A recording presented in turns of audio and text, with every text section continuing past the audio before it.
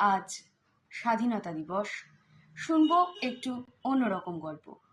নমস্কার, আমি সানা আর আপনারা শুনছেন সানার গল্পের ঝাঁপি। সানার গল্পের ঝাঁপিতে আজকের গল্প কপালকুন্তলা, লেখিকা মধুমিতা রায়। সকল শহীদের প্রতি শ্রদ্ধা জানিয়ে শুরু করছি আজকের গল্প কপালকুন্তলা। নিভাননের জন্ম আকালের সময়। পরাধীন ভারতে ভাতের ফ্যান খেয়েই দিব্যি ডাগর হয়ে উঠেছিলেন। তাই তো 13 না পেরোতেই বিয়ে হয়েছিল। বিধবা হয়ে ফিরে আসার পর মাথার চুলগুলো মুচড়ে কাটিয়ে দিয়েছিলেন বাবা। কান্নাকাটি করতে ভাইয়েরা বলেছিল, মেয়ে মানুষের চুল ছেলে ভোলাতে কাজে লাগে, তুই কি আমাদের মুখ পোড়াতে এসেছিস?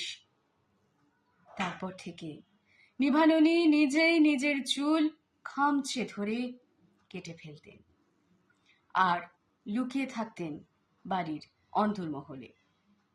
সে সময় বড্ড মনে লেগেছিল কথাগুলো।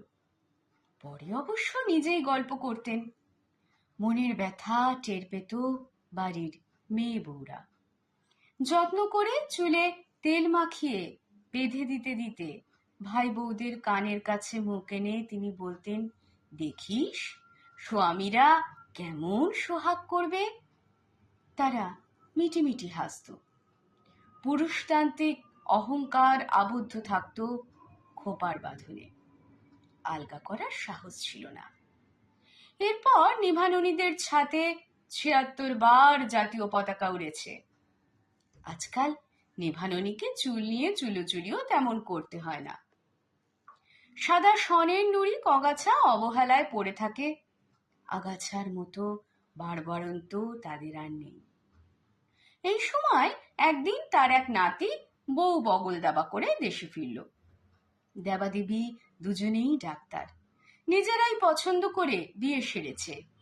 নাত বউয়ের কোমর উপচানো চুল দেখে নিভাননীর পুরনো ইচ্ছেটা আবার জাগার দিয়ে উঠল।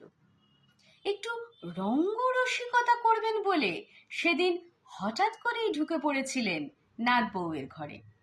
তারপরই মুখ ছিটকে বেরিয়ে এসেছিল শব্দটা, ও মা, এ যে চৈতন্য! বিস্ময়ে উত্তেজনায় আর স্থির রাখতে পারেননি নিজেকে। ছুটে গিয়ে জানতে চেয়েছিলেন, এ কি করেছিস মুখ পুরি? স্বামী যে ছুঁয়েও দেখবে না। নাত বউ হেসে ফেলেছিল। নিভাননীর ইঙ্গিত বুঝে বলেছিল, তোমার নাতিও চৈতন্য বড় ঠাম্মি। সব শুনে নিভাননী তো থ।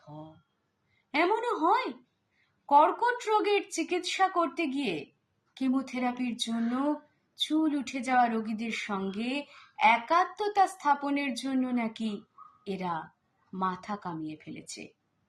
তিনি জানতে চাইলেন, তবে যে এক মাথা চুল নিয়ে সেদিন বাড়ি ঢুকলি, ওগুলো পর চুল বড় ঠাম্মি।